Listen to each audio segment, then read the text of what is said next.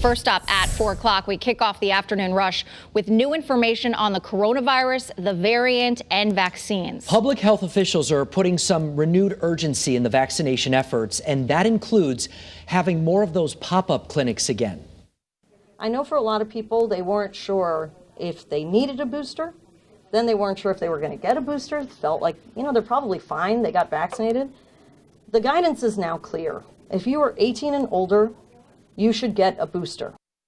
Channel 3 Eyewitness News reporter Mike Savino was at a pop-up clinic in East Hartford when some officials in the Lamont administration visited. Yes, he joins us right now from that clinic in Glastonbury. Mike, what's the urgency right now? Why are they saying all this? Well, Mark and Aaron, we've of course been reporting for a little while now about cases going up.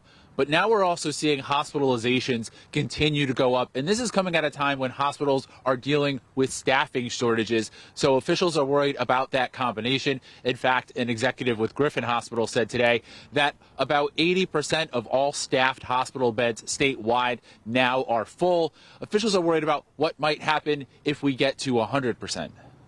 Well, what are they doing about that? Because I think a lot of people obviously have these concerns now as we hear these numbers going up in the new variant. What are they doing? Well, of course, hospitals are trying to find staffing.